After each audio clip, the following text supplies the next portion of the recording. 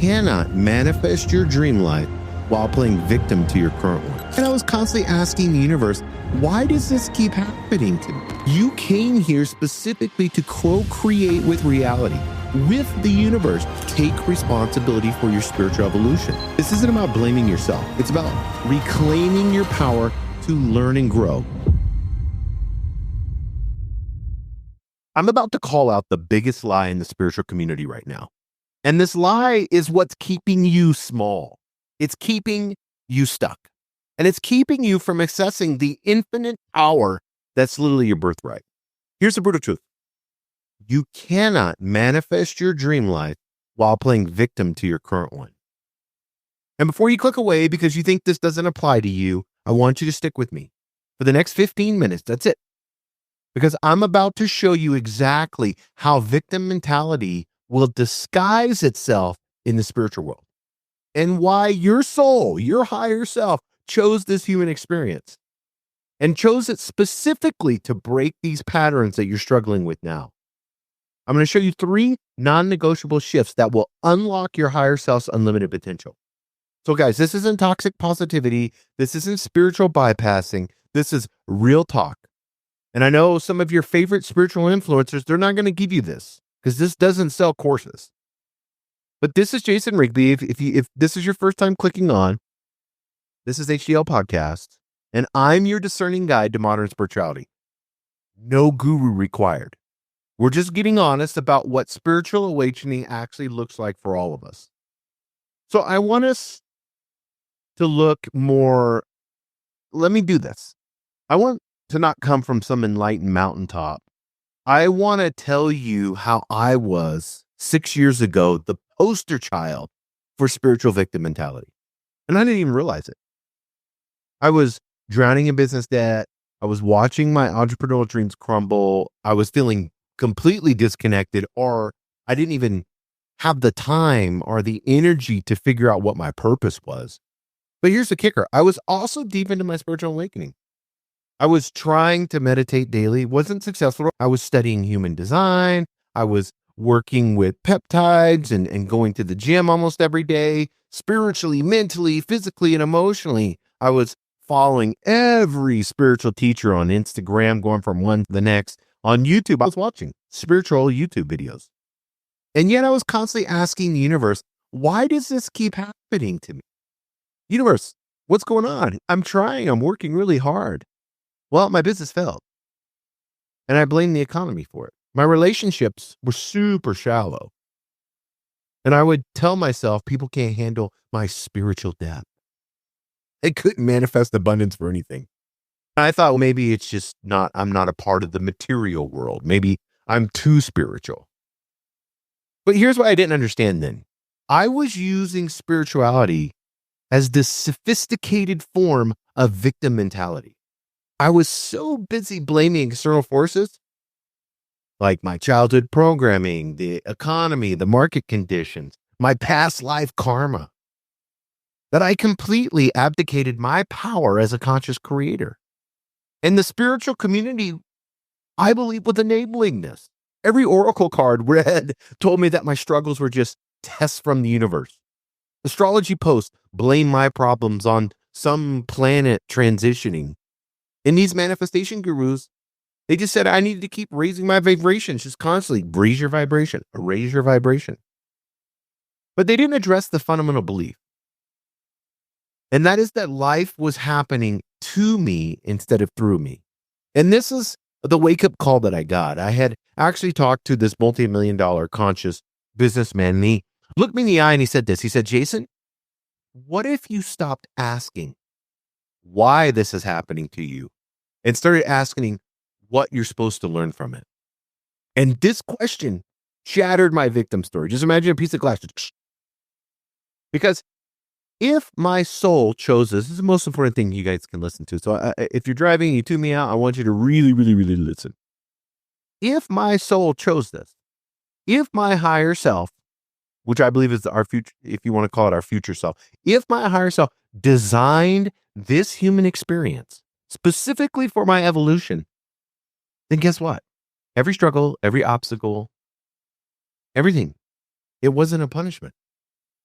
You know what it was? It was a portal. And let me tell you, as a man in the spiritual space, this hit different. Satiety, tells us we should have it all figured out. Especially at my age, and that we should be providers, leaders, and unshakable.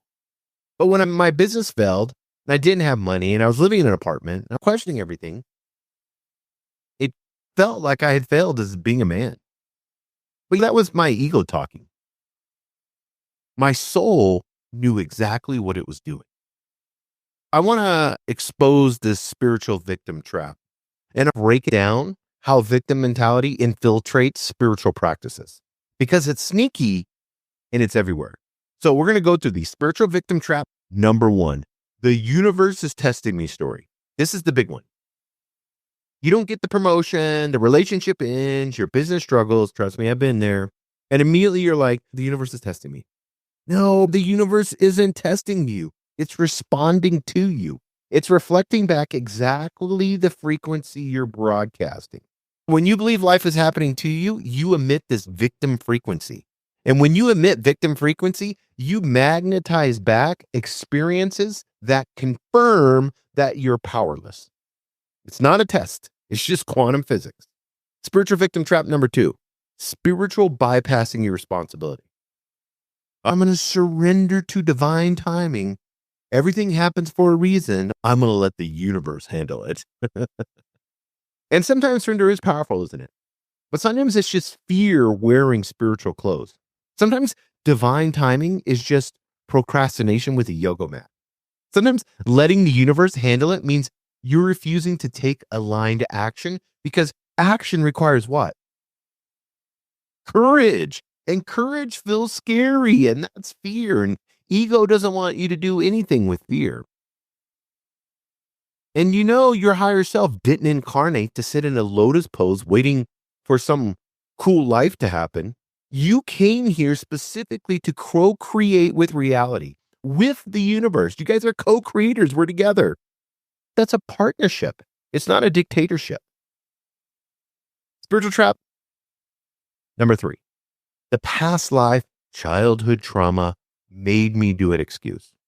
I know trauma is real. I've had a ton of it. I was homeless, PTSD, was in 3 wars in the Marine Corps. Trust me, I know what trauma is. And past lives are real. And inner child wounds are absolutely real and need healing. But there's a difference between understanding your programming and using it as an excuse to stay stuck. I see guys in spiritual communities spending years in therapy talking about their wounds. They'll do ayahuasca ceremonies and have this inner child, and they'll spend years on this. And they're still broke. They're still single. They're still directionless. You know why? Our ego wants us to get addicted to the story of being wounded. Healing your trauma is essential, but at some point, you have to graduate from being a victim of your past to being the architect of your future. Your soul didn't incarnate to be forever defined by what your father did or what your mother didn't do. It came here to show you who you really are, despite what happened to you. So let's look at some evolutionary biology, and I want to show this is why we're here. In evolutionary biology, our brains evolved for one job, and that's to keep us alive. For 200,000 years, we scanned for threats and assumed the worst case scenario, because that is literally what kept our species from going extinct. If you heard rustling in the bushes, the human who assumed it was a saber-toothed tiger, guess what? They're the ones that survived. The optimists who thought it would be something cool, they became lunch, didn't they? So your brain is literally hardwired to focus on what's wrong. Your brain is literally hardwired to assume external threats are responsible for all of your problems. And it's to look for evidence that confirms this. Your ego is constantly, your lower self is constantly looking, trying to find this danger and then prove it to yourself. Like, see, you look at this. And it resists change, doesn't it? Because change equals potential death. That's what it's viewing it as. It's a survival story. And it served us when we were hunter-gatherers, didn't it? But in modern life, these same patterns create this victim consciousness. Your ancient brain doesn't know the difference between a saber-toothed tiger and a difficult asshole boss. All it knows is there's this big flashing red light that says threat detected, threat detected. And so what do we go into? The mode of blaming external forces. And we seek safety through powerlessness. But here's the thing that changes everything. You're not your brain, are you? You're not. You know what you are? You are a consciousness using a brain. Your higher self, the infinite, wise, powerful aspect of you who choose to incarnate in this human body, this meat suit right here, and it has this primitive operating system. It put you in this body and in this brain to learn how to transcend it. Every trigger, every challenge, every moment, when you want to blame something outside yourself, it's your soul saying, this is your chance to remember who you really are. Isn't that awesome? Every wisdom tradition has pointed to the same truth. They've used different languages, but it's all the same. Christianity, what did Jesus say? The kingdom of heaven is within you. Jesus said in the New Testament, you will do greater works than these. Than he did. He didn't say some of you, not the special ones. He said, you know why? Because he was pointing to your direct, inherent divine power. But he also said, take up your cross and follow me. That means take responsibility for your spiritual evolution, even when it's uncomfortable, even when the ego thinks it's suffering. What did Buddhism say? The Four Noble Truths, right? Literally start with acknowledging suffering, but they end with the Eightfold Path, specific actions to transcend suffering. Buddha didn't say sit and wait for enlightenment. He gave you an 8-step action plan. Hinduism, the Bhagavad Gita, is entirely about what? Krishna telling the young boy about his life's biggest challenges. And what did he say? Stop making excuses and do your dharma. Your dharma isn't just your purpose. It's your responsibility to fill your soul's mission in this lifetime, in this meat suit. Ancient Hermeticism, as above, so below, as within, so without. What does that mean? Your external reality is a perfect reflection of your internal state. So change within, reality shifts without, no exceptions. Modern quantum physics, guys, we'll go there. The observer effect. Consciousness collapses the wave function. Your observation, your beliefs, your expectations, your dominant thoughts literally determines the reality you experience out of infinite possibilities. Think about that. That's quantum physics. Isn't that cool? Every tradition is saying the same thing. You are a divine being having a human experience. And you came here to learn, to consciously create, to be this partnership with the universal forces. You're not a victim to them. You're a co-creator with them. So I gave you enough theory. We're done with that. Let's close in this. I want to be practical. Here are 3 shifts real quick that will move you from victim consciousness to creator consciousness. These aren't suggestions. These are non-negotiables. If you want to access your higher self's power, you've got to do these. Shift number 1, from why is this happening to me to what is this teaching me? Every time you catch yourself in victim mode, immediately reframe the question. This isn't a spiritual bypass. This is a genuine inquiry. A victim question is, why am I always attracting toxic people? A creator question is, what boundary or self-worth lesson is my soul trying to teach me through these experiences? Isn't that great? Here's another victim question. Why can't I manifest money? Creator question is this. What beliefs about my worthiness, success, or power is money triggering for my healing? I believe money, I don't want to get on a tangent for that. I'm going to do a whole podcast. I believe we have beliefs, these false beliefs in the masculine and the feminine power, and money triggers those. And I'm going to do a whole episode on the masculine power for money and the feminine power, and you'll be able to understand that. This isn't about blaming yourself. It's about reclaiming your power to learn and grow, because we don't want to stay stuck in the story of being wronged, because we haven't been truly wronged, have we? The higher self doesn't see it that way. Even Jesus on the cross, what do you say? Father, forgive them, for they know not what they do. Amazing, powerful. You should just meditate on that one statement he said on the cross. So for the next 7 days, here we go. Action steps. Every time you catch yourself asking, why me? Immediately refrain to, what is this here to teach me? Super simple. What is this here to teach me? Write down both the victim question and the empowered reframe. And watch. In 7 days, you can shift your energy instantly. Shift number 2, from spiritual bypassing to spiritual integration. Stop using spiritual concepts to avoid taking action in the 3D world. You're in the 3D world, in a meat suit. It's time to take some action. I'm manifesting my soulmate. And you never leave your house. You never talk to anybody online. You don't do anything. I'm just going to work on my attachment patterns. That's not manifestation. That's magical thinking, like some soulmate is just going to pop out of thin air. You always talk to the people that like, I met my perfect soulmate. I'd gone through a few people and then I met and, they've had years where they've been together and it's super awesome. Why? Because they were both doing the work and they attracted each other. I see this one too. I'm aligning with my purpose, but no one's developing any actual skills. They're not building anything. You're not serving people. That's not alignment. It's just procrastination with sage and crystals, isn't it? Your higher self didn't come here to transcend the human experience. It came here to master it. Isn't that cool? That means you take inspired action.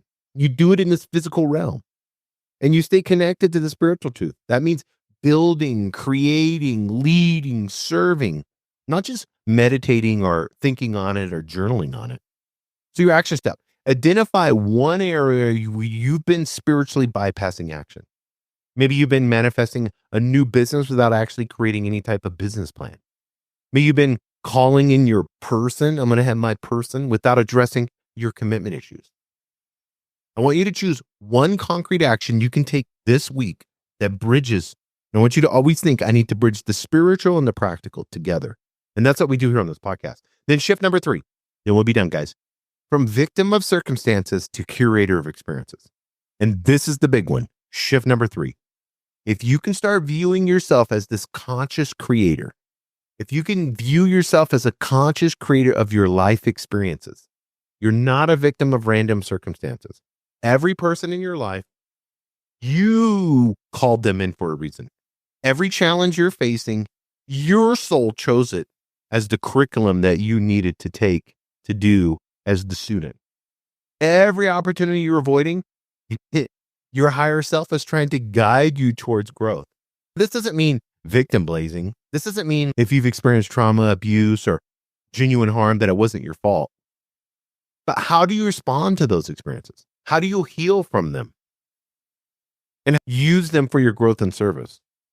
That is your choice and your power. You can claim and I know that they're true victims. Trust me, I experienced trauma. I've experienced abuse. I've experienced genuine harm. But I can look at it and say, it's my choice and how I choose to think about that. It's my choice and how I choose to grow from that. It's my choice and how I can find other people and serve them and share the story of going from homelessness and attempting suicide and having nothing to being super successful. I can choose to say, here's my story. How can I serve you? How can I help you? Write down your current big challenge. Then write down this. My soul chose this experience to teach me, and list 5 possible lessons of growth opportunities, even if you don't believe it yet. It's this act of looking for the purpose that will shift your frequency from victim to student, from powerless to powerful. So, beautiful humans, I need you to understand something. The spiritual community has done you a disservice by making awakening sound easy. They make it sound comfortable. They make it sound blissful. But real spiritual awakening is the death of the ego self. And the death of the ego self believes that it's powerless. And ego death is uncomfortable. It means facing every excuse, every victim story, every way you've gone and given your power away to someone else, some circumstance, or some cosmic force. But guess what? Your higher self, that infinite, wise, powerful aspect of you is waiting for you. It's waiting for you to stop playing small. It's waiting for you to stop blaming Mercury retrograde for your communication issues and take responsibility for your relationship. It's waiting for you to stop saying you can't build wealth because the system is rigged, and start believing that you deserve abundance. It's waiting for you to stop using your trauma as this identity and start using it as a fuel It's the fuel for your mission. The person you're meant to become, the life you're meant to create, the impact you're meant to have, it's all on the other side of taking radical responsibility for your reality. Yes, this is hard. Yes, it's easier to blame external forces. The victim story gets you tons of sympathy. You can trauma bond with all the people that you want. It keeps you safe from the terror of your own unlimited potential. You fear that higher self. But we didn't come here to be safe, did we? We came here to be free. And if this message hit you in the soul today, here's what I need you to know. I need you to help me send this episode to one person. Say, hey, this really helped me. I want to send it to you too. And I don't want you to send it to the person who's the most spiritual. I want to send it to somebody that you believe could be of help to this. Maybe it's someone you know that's ready to evolve. And then third, hit subscribe. Whatever platform you're listening on, leave a review. Reviews are what gets the algorithm and starts to be able to help other people, other victim stories. Those other people need ready to release too. And you help other people by getting this podcast out more. It's so cool, guys. And I'm so appreciative of all of you. I want to close on this. Remember, beautiful soul, you are not broken. You are not a victim. You are not small. You are an infinite being of light, temporary wearing a human costume. And you just came here to remember your power. The world needs what you came here to create. But first, you have to stop playing victim to your own life. Guys, I love you. I see you. And I believe in your unlimited potential, even when you don't. This is HDL Podcast. Until next time, live higher.